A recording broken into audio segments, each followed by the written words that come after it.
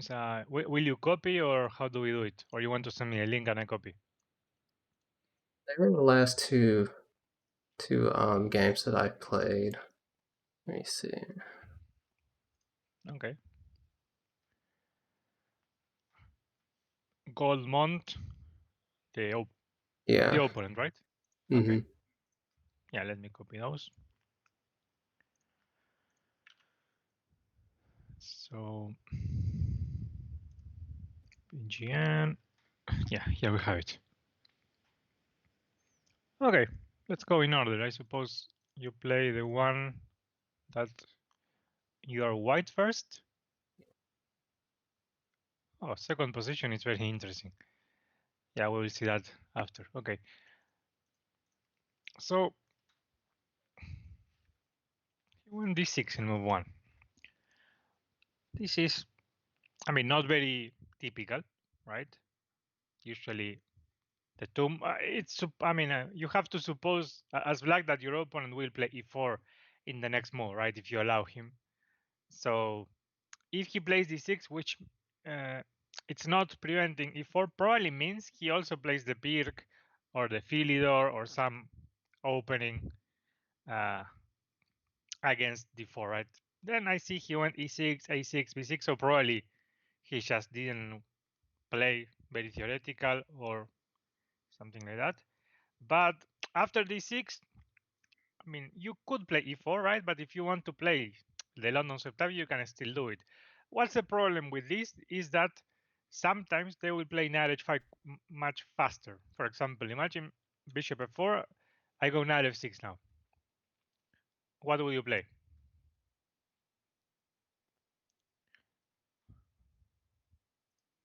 I think I'd probably play E3, but then they go.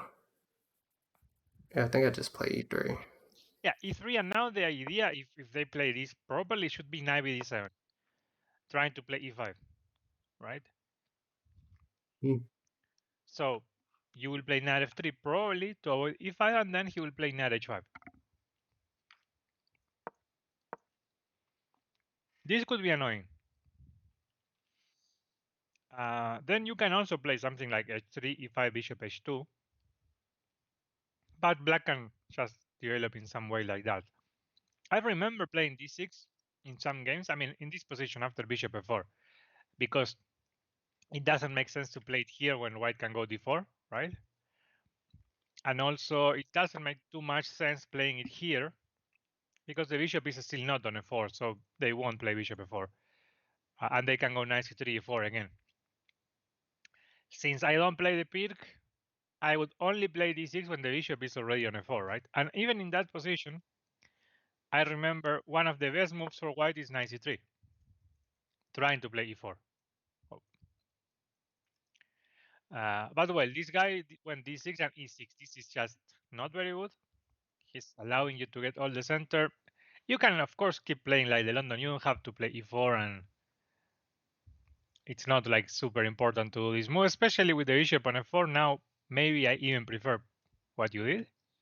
So e3, knight f3, bishop d3. How do you decide in general where to put the bishop? I Do you didn't have like like? doing that right after I did it, just because I remember they can go like E5 and eventually E4 sometimes. Mhm. Um, so yeah, but I realized after I'd already played it that I didn't want to do that. Yes, I mean it's something like that. When your opponent puts a pawn on d5, I don't mind playing bishop d3 because well, e5 is never an alternative, right? But when the pawn is on d6, putting the bishop here is allowing this tactic. I mean, of course, you won't blunder the piece because when he is threatening e5, you can just move the bishop, and when he plays e5, you can move the bishop, go e4, or something like that. But a good rule would be this one, right? When your opponent uh, has the pawn on d5 or d7, maybe you want to do this because, for example, if they play like this, that is very typical. I think bishop d3 is okay. Clearly, if they put the pieces like this, they are not trying to play d6, e5. But now, if they play, let's suppose g6, bishop g7 here, And now you put the bishop here. It's very easy for white, for black, I mean, to play d6, knight d7, put something on e8, and support e5. So the bishop on d3, always that he plays d5 is going to be well. But when the pawn is like this, and this is a serious alternative, well, maybe you don't want to play bishop d3. I believe here I would be playing bishop e2 more than bishop d3. For that reason, I mean, because it's very likely that he will do something like this, and at some point you will have to take a look for this move. Anyway, he went a6, g6. I mean, I don't need to say this is clearly a bad opening. Like you don't have to move the pawns all the time. It's a it's called the hype. I don't know how you call it in English. Like Hippo, yeah. hippo. So you put the two knights, the two bishops, and it's not a good opening. I mean, maybe you can play it in blitz to have fun and something like that, but you can't play seriously this opening. So okay, you want c4. I like it. Knight c3, queen c2, and castle. Okay, let's say here the opening finishes, right? You have to think what your plan is. And the question is, you and I did two here. What was the idea behind this move? How were you planning to put the pieces? Like, what's your plan in the long term, or what do you Plan think? was to play f3 and maybe e4, but then I realized d4 would be hanging, so it was also so that they couldn't like make me have to take with the g pawn if they took knight on f3. Mm-hmm. Yeah, They could have also did it there. yeah, exactly. This could be annoying. I don't know if it's good or not. I mean, I wouldn't be specifically annoyed by this move because feels your king is gonna be safe anyway. But yes, I mean it's a move that you have to be a little bit careful. And in any case, I mean, I think 92 is not very good, but maybe queen c2 is also not the most precise move here. You could put the queen on e2, for example, doing very similar things, but also defending the knight. Um, I would like to, in this type of position, play c5 at some point. Why c5? Because you want to combine this bishop with your queen side play, right? So, of course, not c5 immediately because he just take it, but you can go queen e2, bring the two rooks, go b5 and then c5, before and then c5. That could be a very reasonable plan.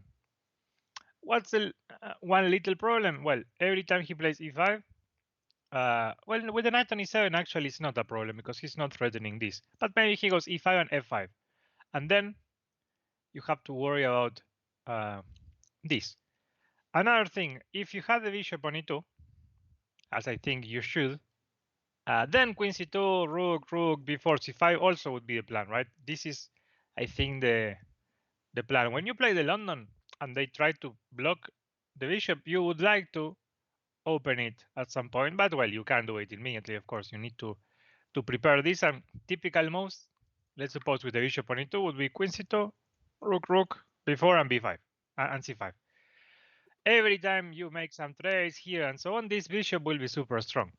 You should be happy to do something like that. Another idea that I don't know if you consider is trading this bishop on e4. Um, I don't know if you thought about this in the game or not. What do No, you I think? didn't see it.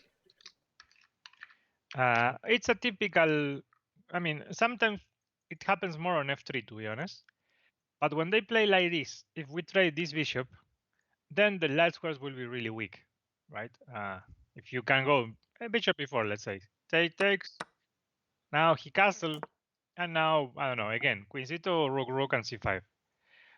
This type of position is it's very annoying for black. It's not too easy to play c5. It's not easy to play e5. It's not easy to play d5, and well, it's quite passive. Maybe f5, knight c3, e5 is an alternative, but in a position like that, let's suppose queen c2, f5, here e5. What you never want to do is block with d5, right? Because then your bishop is going to be really, really bad. How can you put pressure on this pawn to force him to open up the position? Let's suppose white to move here. What do you think you should do?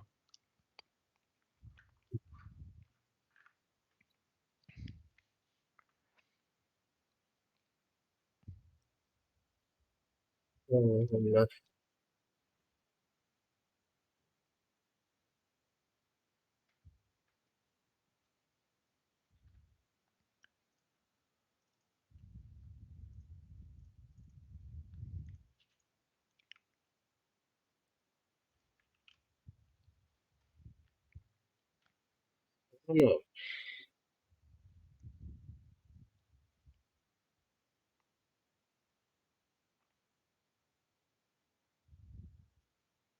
Like I might take 25. I think you have to take on e5 for sure. I mean, but what's the main reason why you have to take here is that if he plays e4, your bishop is gonna be bad, right? If you takes, and then he plays e4, the bishop is not bad, right? You want to have the positions without these two pawns. Okay. So imagine you takes, you go rook d1, right? Pinning the knight, threatening the pawn. If he do this and you play knight e4, it's fantastic for you. This bishop is super nice. Now imagine you play rook fd1, he plays e4. This is much, much worse comparing the two positions because this bishop is a disaster, right? So in a position like this, taking I think is really important. Like in this particular position, there will be positions where you don't have to take, but yeah, that's more or less the the main idea. But trading the bishop is a good trade for you because you create weaknesses here, and the plan is always gonna be c5, right? You want to open the thing. Got it. Okay, so you went queen c2. Yeah, bishop f3 is a tricky move. He didn't do it, and now you win knight e2. I prefer again something like bishop e4, bishop e2, right? Uh, but okay, knight e2 is not like a bad move. I mean, you want it's not like a blunder or anything. Just still slightly better. But now I'm afraid he will start pushing the pawns like this, and would be better to have the knight putting some pressure there. So rook c8, rook c1. I like it.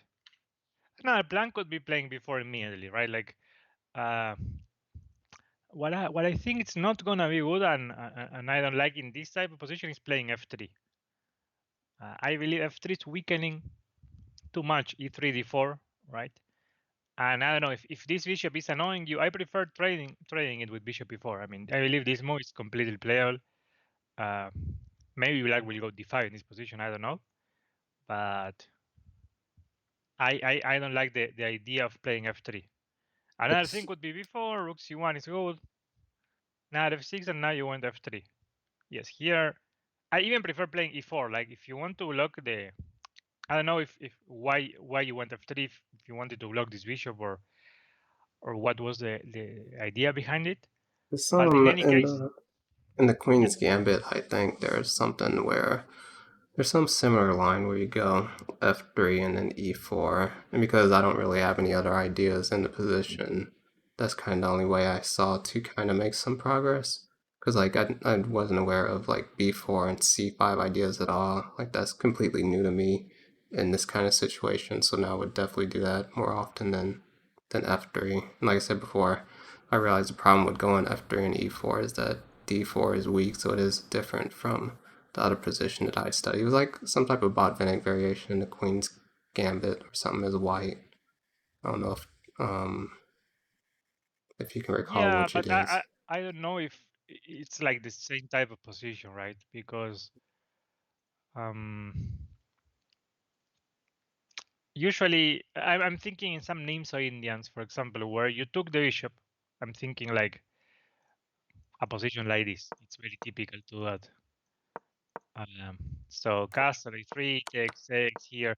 In a position like this, if you want to play f3 4, it's super interesting. Even if you do something like this, I think in some position we do f3 to play something like that against this bishop because we want to develop this. But in all the positions, I imagine we can play f3. There is something in common. Black doesn't have this bishop, right? And we have our bishop, which means if it's not gonna be as weak as in your game, especially these two squares, right? Like I feel in your game, the moment you play f3 here, uh, you create weaknesses forever, right? If you play e4, every time he attacks e4, I don't know, knight h5, c5, moves like that, you will have a lot of problems on dark squares. After c5, you went knight b3. Okay, maybe here you want to take first. I don't know. I don't really like this move too much. What else you can do? I mean, rook f1 could be a good waiting move. Before is always the move, right? Before to try to play c5 and open this bishop. This should be the plan. And f3 is a mistake for sure here. Uh, but it's like how to say this? I mean, there's some inaccuracies already because playing queen c2, bishop d3, knight d2, it's already not ideal. But you can still keep playing like this and it should be fine. You need to see how to react after c5 or e5 in this type of position. Here, the moment he plays knight f6, you already know e5 is going to be really hard for black because he doesn't have enough pieces. But c5 is coming. So the moment you see this, or d5, I mean, but d5 is opening this bishop. In general, c5 is going to be better. The moment he plays knight f6, you have to see that he really wants to play c5, right? Because the queen's defending d6 now. If he would like to play e5, he can do it here, and it's good, right? You still want to take, probably go bishop e2, rook d1, and don't do something like this because the bishop is bad. Try to, in any case, keep the tension, but you don't have pieces defending d4, so you probably want to take. If he takes like this, you go bishop e4, and it's really good. You want this bishop to be alive. But the moment he goes knight f6, you have to be thinking, okay, what my opponent is trying to do. E5 is not the answer anymore, and c5 it will be the idea. So to prevent this move, you have a few alternatives. You can go before. What other move could be against c5? That is another very typical move here.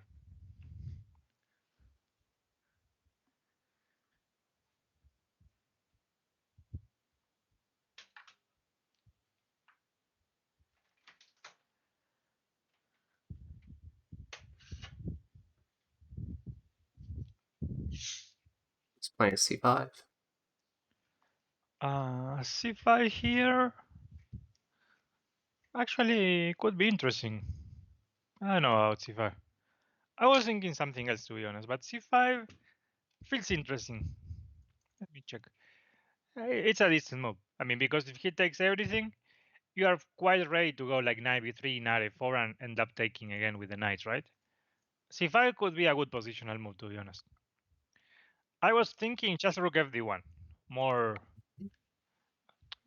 how to say, like it's an easy move to play in a blitz, right, or in a rapid game. Like you bring a rook, you improve your pieces, and there is an X-ray against the queen. If he plays c5, I mean, I don't know if there is something concrete, but then you take with the pawn. Maybe 94 is coming. Uh, let's suppose rook d1, he goes c5. You have to play pawn takes if you do this, right? And now I don't know if he takes with this and you go 94, I would be really afraid of being black here because takes is probably already losing. Like here, bishop e4, you attack the queen. Queen e8 is like the only square you probably can take, but then again I have 96. So rook d1 is more or less saying black don't play c5. At least not now, right? Move the queen first, and then maybe we still go c5, or maybe b4. But the move f3 kinda weakens this and also does nothing against c5. Now he goes c5, and it's a bit annoying, I mean, because you didn't prevent it. You went knight b3 now, And now he went b5, which is a mistake, I suppose, because yeah, you took. Yeah, these tactics will be good for you. What the best move for black here? Very simple move is c takes d4. So no matter how, doesn't matter how you will take, he will go d5 now. Right? I know. Here, what do you think? You would take with the pawn or with the knight? I know if you consider in the game the move c takes d4. Take with. I'd want to take with the pawn, but then I don't know if it'd be weak still, so maybe take with the knight is better.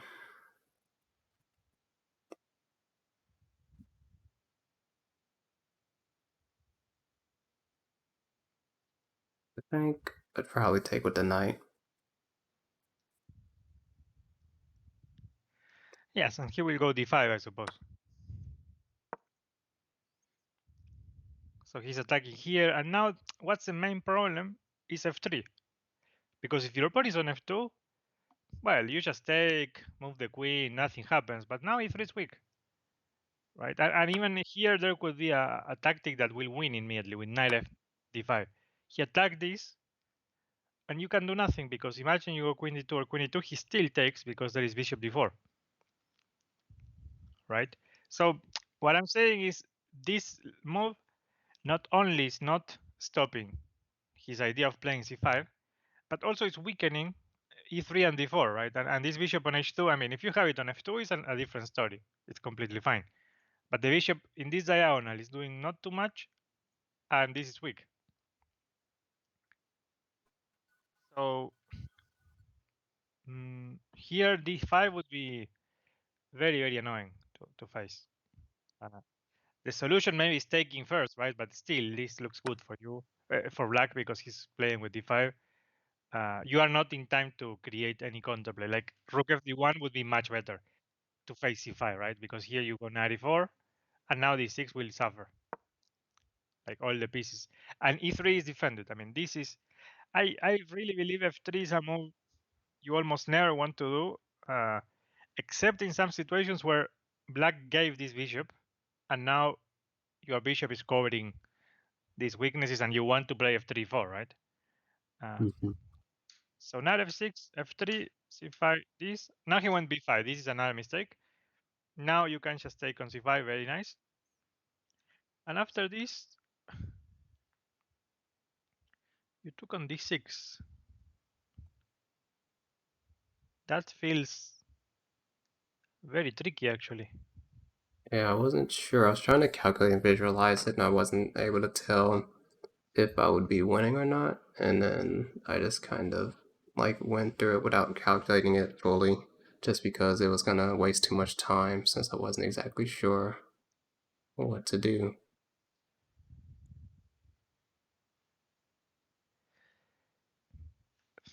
Yeah, because you have bishop takes c4, which is simple.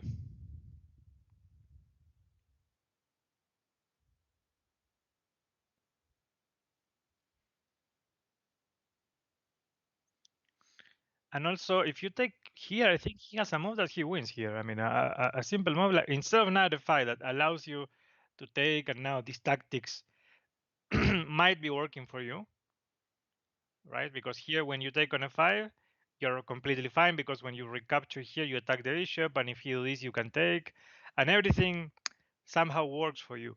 But if he goes knight d5, what do you do? You're losing a piece, I guess.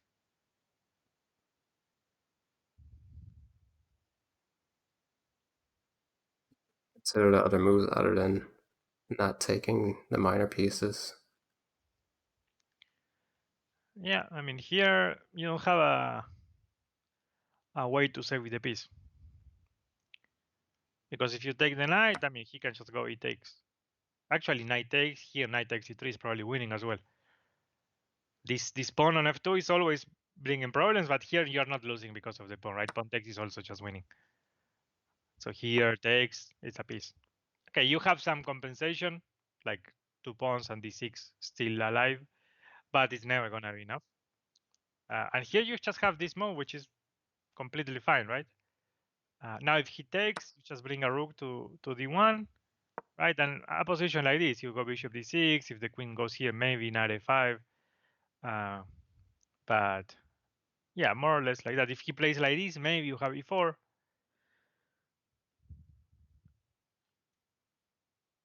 But here there's like, I mean, till here there's nothing to us. Here you can see go before rook fd1. F3 is a positional mistake. Uh, Again, this type of mistakes won't make you lose the game at this level.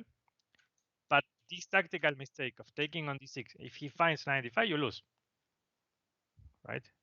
The tactical mistakes where you lose material like this is very, very huge.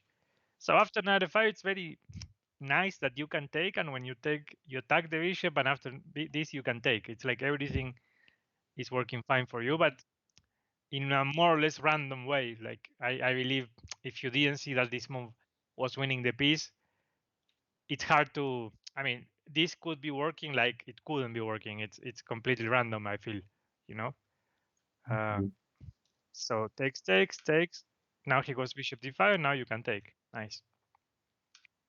And after this, you went back with the bishop. Very nice.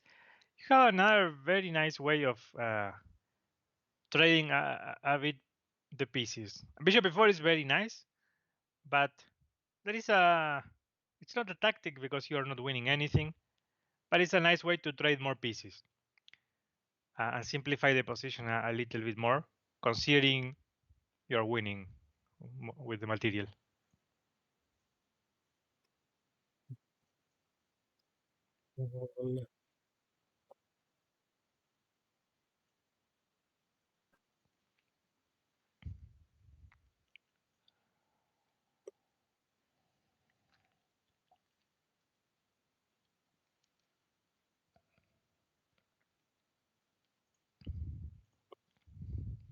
I'm not sure, because the only other thing I would consider is taking the rook first.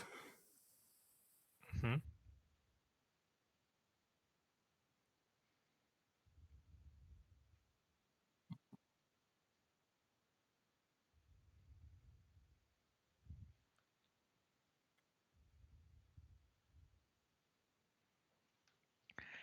Yeah, Maybe the thing is, if you take here, what can you play after that?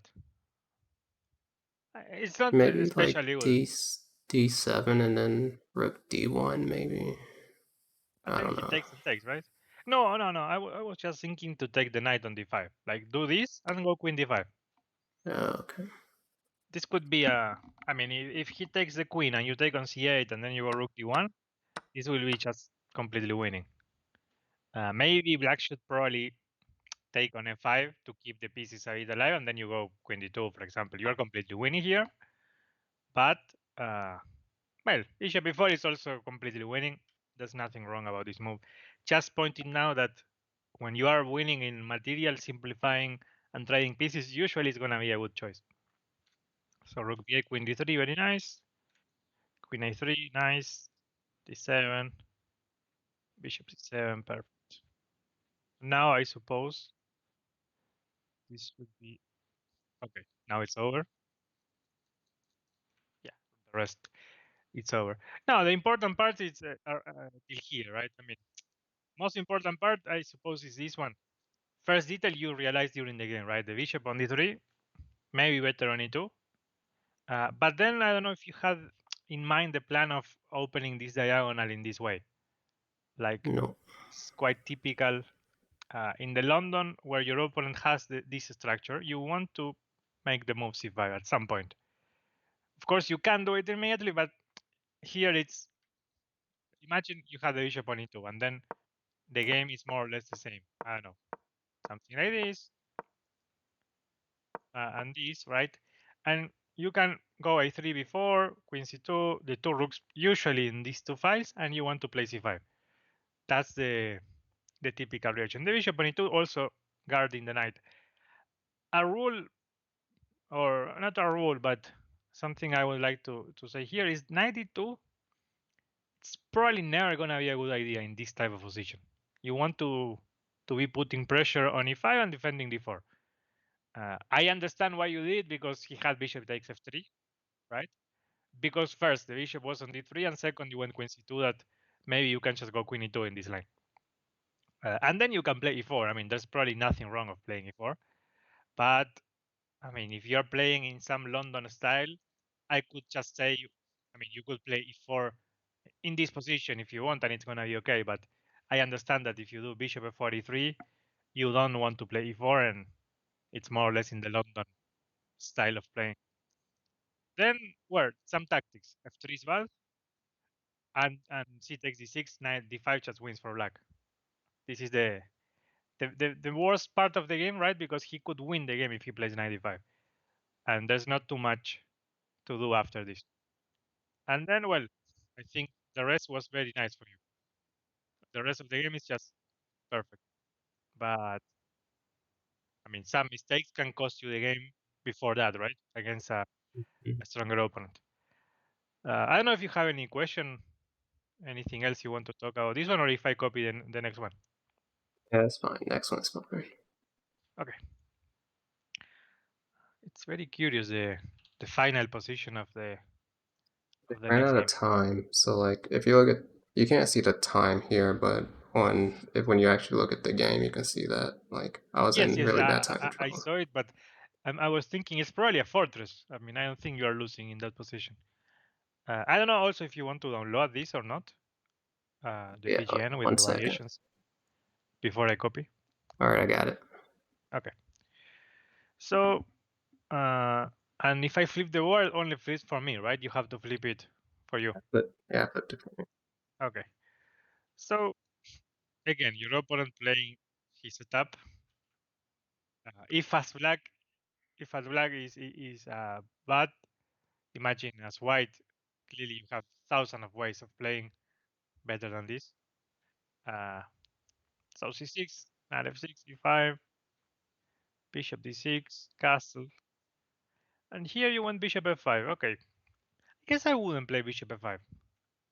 Uh, I feel like this bishop could be a target of g4 and e4 many times. Like he can go knight to e4, he can go g4 and make some crazy attack. What I would like to do here, play it like some sort of Italian or Spanish, where you put the rook here and you bring the knight d7, f8, and g6. Right? You bring this knight here, then queen c7, bishop e6, rook d1, rook d8. Ideally, I mean, you will get a position more or less like this, or maybe just bishop e6, queen d2, queen d7, and rook d8. H6, and I think this setup is super super solid because he will always play c4 and you will do nothing. You will just take with the pawn, right? And when he, let's suppose this, you bring the rook. When he takes and he goes something like e4, most of the times you don't want to play d4. Same than before, right? You want to open up the position. Like takes, it's gonna be good. Bishop c5, open the d file. But this setup, like especially this one, oh, what did I do? Okay, like no, queen c7. I wanted to delete it. Yeah, this type of position, like queen d7, rook d8. If you get, besides what white is doing, you see this part of the board. You have the pieces like this. It's always gonna be great. Like this is a very good setup against uh, this against this thing. Um, Shopify is not bad. Of course, it's completely fine, but I would be a little bit afraid that you will end up playing this move, yes. And now, at some point, he can do g4, right? You will go back with the bishop, and he can go knight g3, h4, g5. And I don't want to give. I mean, it's not too good. Maybe we even have e4 and take g3, and it's working for us.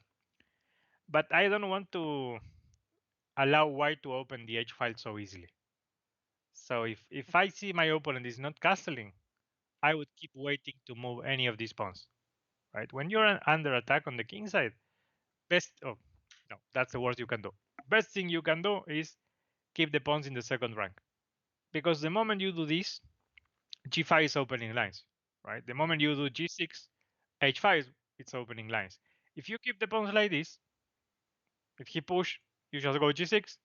If he push, I don't know, you bring the knight, you can even block on h5 sometimes. But the pawns like this will be the best way to defend some push of the pawns, right? Anyway, okay, rook b8 has no sense. I mean, this move is a mistake for sure. Uh, what was the idea behind this? It's kind of like in the last game where I played f3. Like at this point, I just don't really have any idea of what the typical plans are for the structure, so I just kind of make some moves and then like after that maybe I do like queen c7, bishop h7, but then I don't know Yes, exactly yes, where I'm but going. exactly those two moves, you just mentioned, bishop a7 is something you want to do always to avoid moves like this. Also, a bishop hanging on a 5 is not nice to have because it could give tactical chances for white, right? Then queen e7, queen c7, rook e8, bishop a7, all these moves are fine. But where do you think the rook from a8 should go? What's the ideal square? It's d8. d8. I mean, most of the times you want to have one rook on e8, one rook on d8. Why? Because it's very likely that at some point your opponent will go e4 or c4. When you take, you want to have the rook in the open file. If he plays d4, f4, the same. You take, you want to have the rook on the open file. So if you don't have like a super clear move to do, putting the two rooks here will be a good idea. Same as I told you here, right? In this position, like what setup to go? Well, you just go for this setup, right? And it's not like rook d8 is like a super necessary move. No, no, it's just a good waiting move. And before the action begins, let's say you put the pieces in the best possible squares. Right here, you are ready for any kingside attack. You are ready to open the queenside. Everything is solid. The move rook b8 makes no sense because I don't see any situation where the rook is going to be useful on b8, right? Again, it's not like a move that matters too much because you are still better after rook b8. You still have the center, nothing bad happened. But it's just a bad concept that the rook here won't be useful. You want the rook, this rook on d8, almost only on d8. If not, keep it on a8 and play a5, a4. That's another idea. But if you will do this, queen moves and rook d8, it's never gonna be bad. Uh, so rook b8, he goes rook b1. The same for him, right? This move makes zero sense. Like I don't see why he put the rooks here. Rook e8 is normal. King f1, no idea why. I mean, usually you do king f1, king g1, king h2 when there is a queen on d7, right? If your queen is on d7 attacking the pawn, he can't castle and play king h2 because after castle you take the pawn. But in this position that he can castle playing king f1 is just too bad. I mean, there's no way this will be better than castling, right? I repeat this, like if you do rook e8 and then here and then you go queen d7, well, he can't castle and he will do something like this. But if he castle one move before and after this goes king h2, he's fine, right? Anyway, this type of position is annoying that you can do this and knight g6 and you will have tactics anyway, right? But playing king f1 clearly not a good idea. Knight c5, it's okay. e4, I like it. And now you went back to d7, which is okay. I would probably go to e6 to go to g5. I don't know here. Anyway, if you go here, I mean, positionally speaking, you might be winning because all his pieces are a disaster, and you have more space, and you can attack here. But if you bring this knight to e6 and g5, and then you play queen d7, right? You're creating a lot of problems on h3. I mean, everything is going to be attacking h3. If he plays a move like this, sometimes you can even sacrifice. Sometimes you can just go back and try to play h5. If he plays h4, well, clearly all these squares will be weak. Here I believe 96 has to be better than 97, but not changing too much. Just wanted to c4. have the option of going bishop e6 if they went g4. Uh-huh. Yes, yes, yes. Makes sense. I mean, here you probably have to go. I mean, I would consider very seriously knight takes g4 here, but I don't know, maybe it's too risky. Like this, go knight g5, queen, knight f3.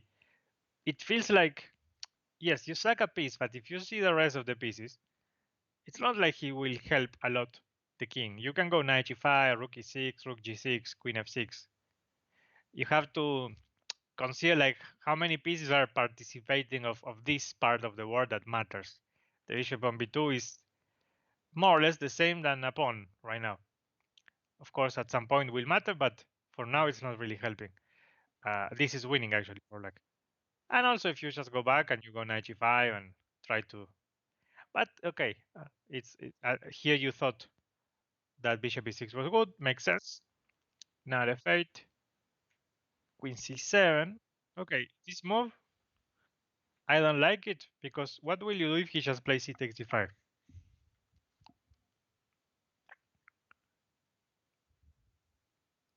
So I was planning to do c takes, but then they have knight b5. Yeah, knight b5 and taking the bishop is something it would be much better to avoid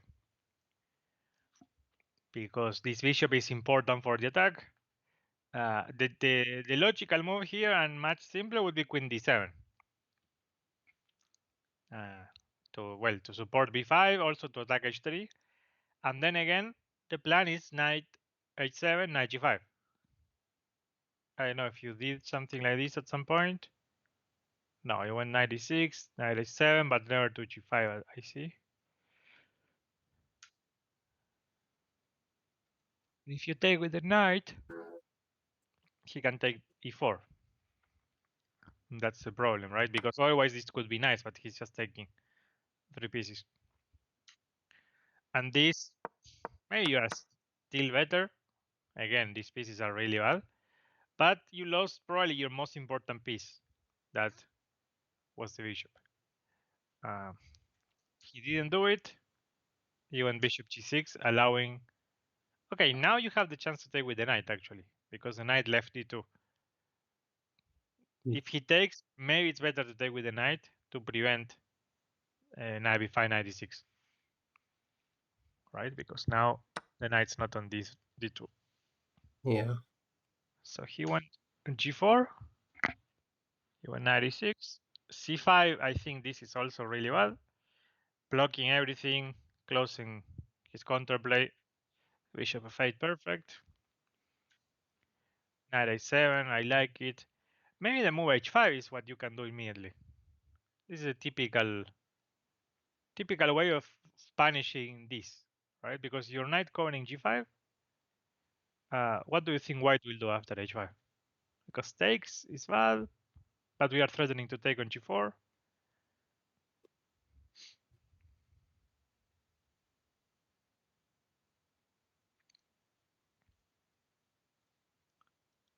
I think they'd move the knight on e2 somewhere. Uh-huh. Maybe g3. Like this. Yeah. Yes. Here, what can we do?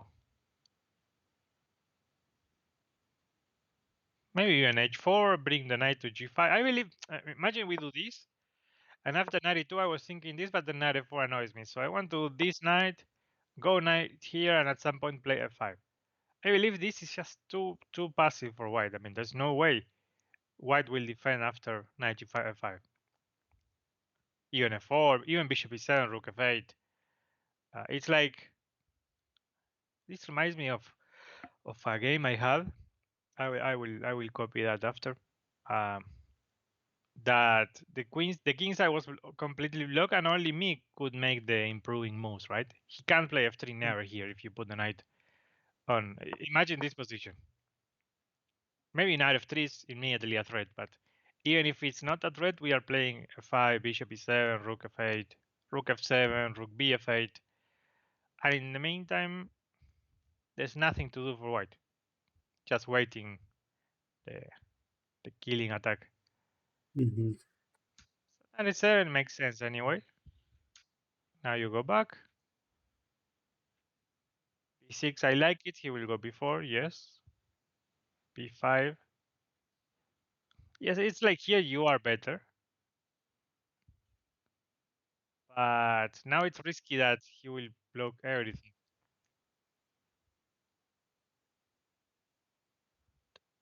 Takes. Now h5.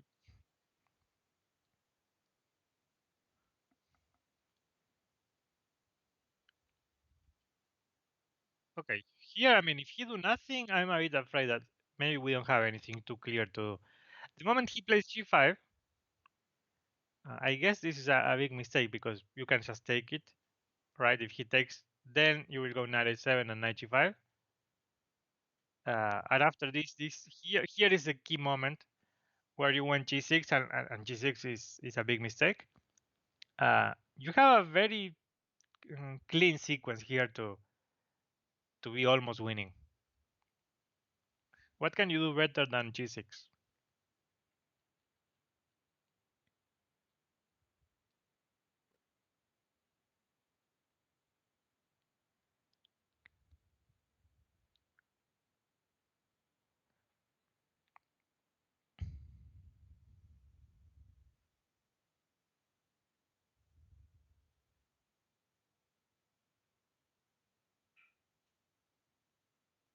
Knight f8 is the only other thing I could see doing. I didn't want to take the bishop.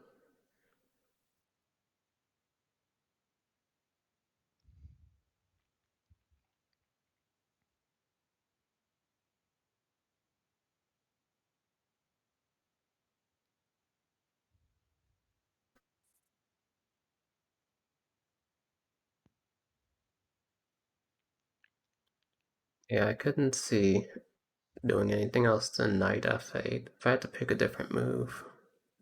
Hmm. Not a fight. Yeah, I know. I was thinking. I mean, this move is fine, of course. Uh, Probably better than g6, if you ask me. But the thing I think you can do here is just taking the bishop and going g4. Why this? Because you want to play knight g5, knight f3, Hmm. and I don't really see how is white avoiding this because knight h2 you have knight g5 anyway.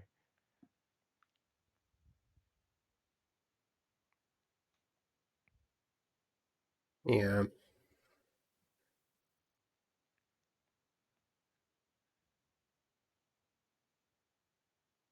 Yeah, I didn't see g4, but I was scared of them having a knight on f5, and I felt like they would eventually get stuff to the h file and have a better attack because it's hard to get rid of the knight.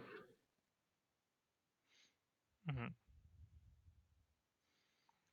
Yeah, once your knight is on f3, it's like you kinda, I mean, trap these pieces forever in some way because this is just too blocked. The knight's coming here, and you can improve a bit, right? You can eventually bring the rooks to the h file, bring the queen to f5, g5. The knight on f3 kind of wins the game. The key point is this one, and then knight g4, right? If that's the tactical reasoning behind this order. But in any case, I mean, g6 is like trapping your bishop, uh, and here he should take, I suppose. Will you take with the bishop, or what's the idea?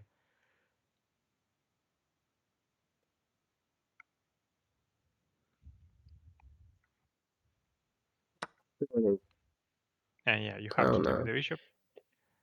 But I'm a bit afraid here. He could make a very aggressive move like f3, bringing this rook to h2, the queen to f3, and suddenly it's very tricky for you.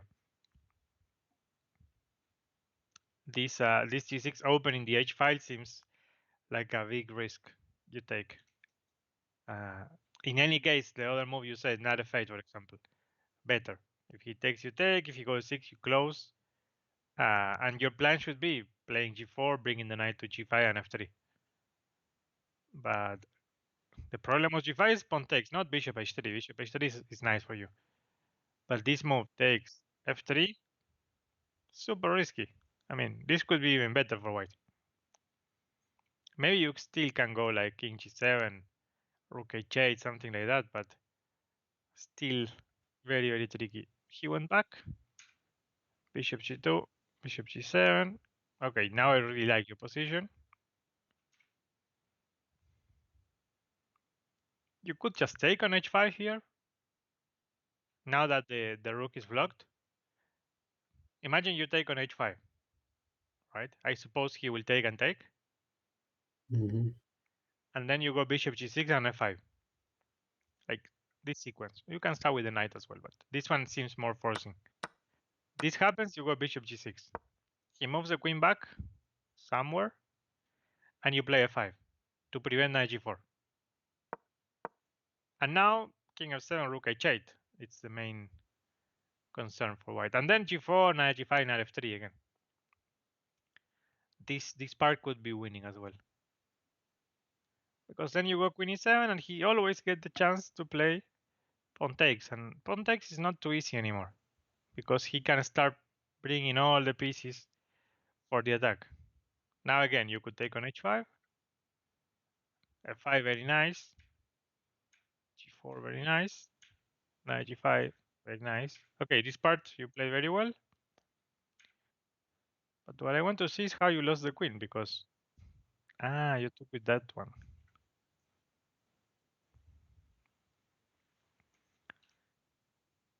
Yeah, this part you are winning, but the moment you play g takes f3, it's suddenly equal. Now the knight on f4 is too good, and now okay, this part you are completely losing actually. So what's the most technical way of playing this position? With technical, I mean you don't give any counterplay for him.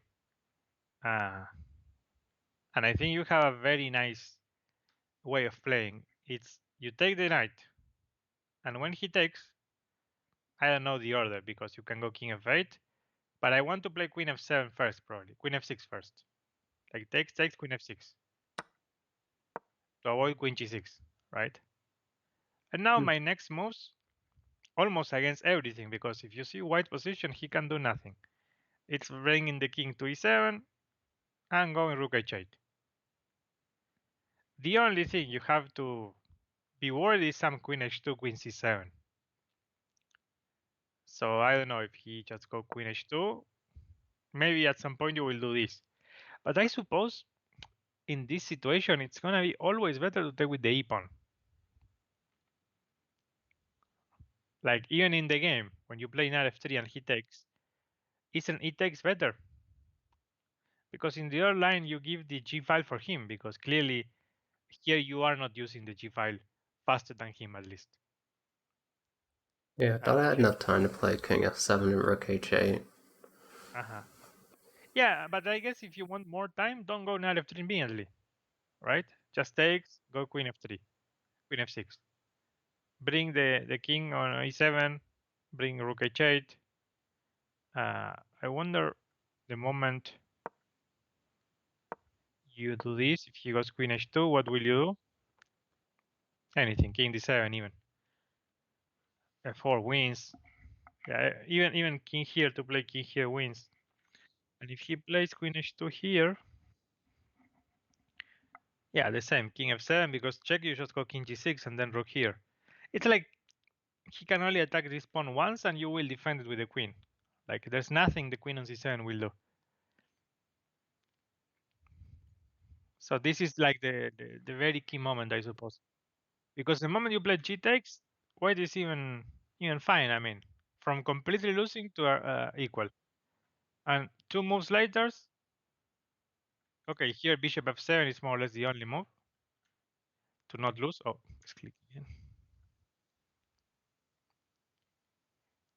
This seems to be holding, but well, it's already a bit unpleasant because he can bring the king, bring the other rook, and it's not too easy for you to improve.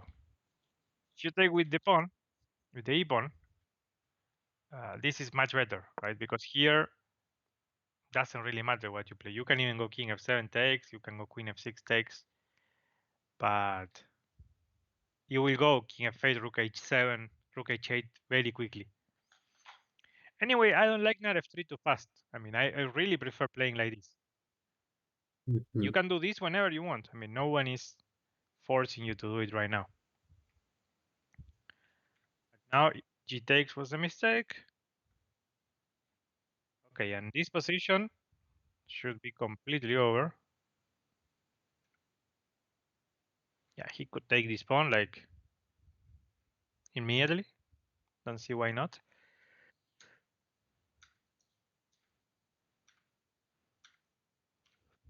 Now, I mean, rook h1, for example, what do you do? It's over, right? Rook g6, Yeah. queen d7. He takes another rook. Let me check the time for him at this point. Was it too low or no? Actually, he had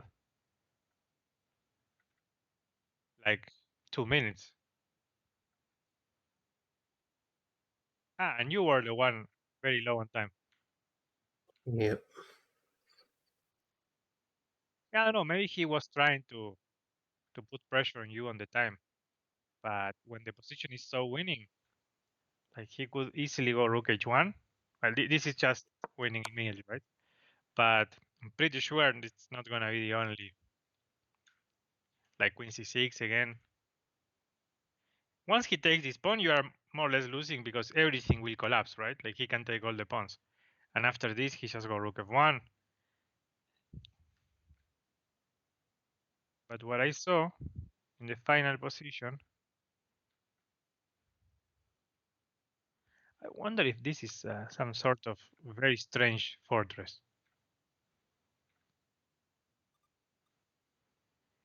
You know, I have the feeling this could be a fortress. I don't know. Like even if the computer, let me check how much it will say. It says 7 points for white, and I'm not really sure white can win. If you play the, if you just do rook here, for example, maybe it's a fortress, and the Yeah. computer is just giving the advantage of the material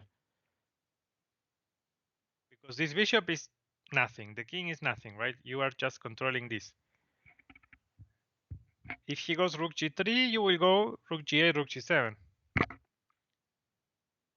And this one, okay, this is a fortress for sure. This is, there's no doubt this is a draw. But I'm curious about this position. Once you defend c6, right? Because if he takes c6, it's losing. If he goes rook h1 before, uh, the clean win is rook h1 here. Only move, check, take the rook. But once you get this, and he didn't take c6, this looks very interesting.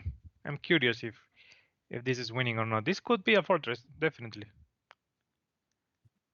Uh, do you see the engine? Can you activate it? 1 second. Yeah. I want to show you something. What evaluation you see for the top three moves? 8.4 and 7.34 and 7.21. Ah, okay. In mine, in depth 20, it says 7.71 in the top three lines. I will send you a picture on Skype. What does this mean? When you see the same evaluation for the top three moves, it's very likely it's a fortress.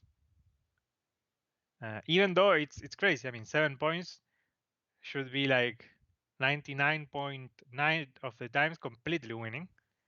If it's a fortress, it will be like super specific. But it's like if you see the moves of the variations are not really improving. Like just moving rook h1, queen check, queen e7, queen f8, queen f5, move the rook, move the king, queen d7. It's not doing anything. And I mean, if we take a look with some human perspective, I don't think white can do anything. Like if we just go rook g7, rook g8 forever, because all the rest is blocked, the king and the bishop won't help, and with rook and queen against this, just playing rook g7, rook g8, you can't do nothing. The only thing I would be thinking is, okay, what happens if he goes rook h1? he tries to bring the queen, and then he tries to bring the rook, like rook h5, rook e5, rook e6, something like that. But another question would be if we do this, and after rook g7 we take, takes. Is this a fortress? Yes, it looks like a fortress. It says now 5.79 with all the variations. Yeah, I got that too. So when you see the, I'm telling you this because I played a game in the Olympiad a few days ago. It was kind of sad because I ended up losing because of some disconnection or something. I mean, I didn't lose in the game, even though maybe I was losing in the game. I wasn't sure. But let me show you which game I'm telling you. Against Dubov. Okay, if you want save this, I just want to copy. Maybe I can just send you a link. I saved it. Uh, yeah. Okay, I will copy the position then.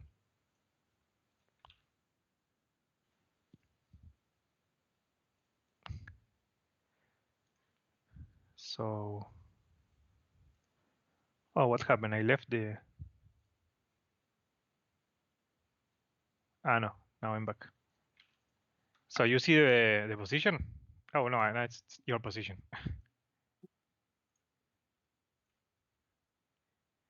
Um,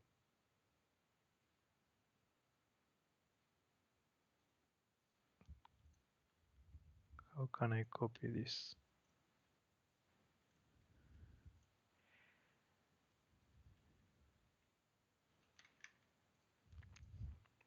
Yeah, every place where you can enter the FEN or PGN.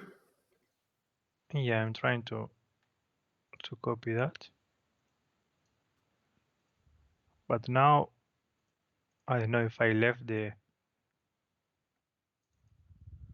Yeah, I think I can go back to the. Yeah, it doesn't allow me to go. No, well, it doesn't matter. The position is. Uh, I just send you the PGN now. But this is the game. And like a good exercise would be if you think even with the computer, right? Because I was trying to find it for some minutes and I couldn't. If black is winning or not in that final position, because I'm playing bishop f3, bishop d1, bishop e7, bishop f3, bishop d1, like moving the pieces like that. I think it's also a fortress. And if I check very quickly, the computer now says 3.31 in the top three lines.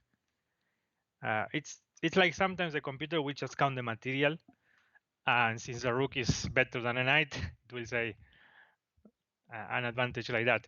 But it's very strange to find. Okay, I'm still here.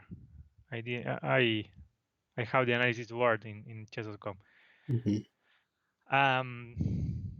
It's very strange to find a fortress that the computer says like 8 points or 7 points like yours. But I'm pretty sure that's still a draw. Of course, he can take c6 before and he can go rook h1 and win.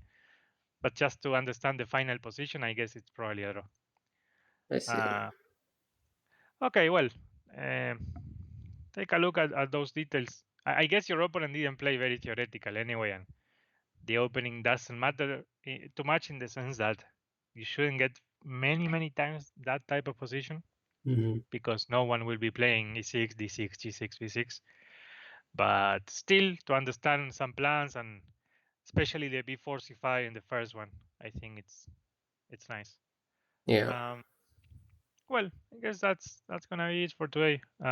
We can. I don't know if you can start or what's your plan with the London book. If you the agile or agile, I don't know that one.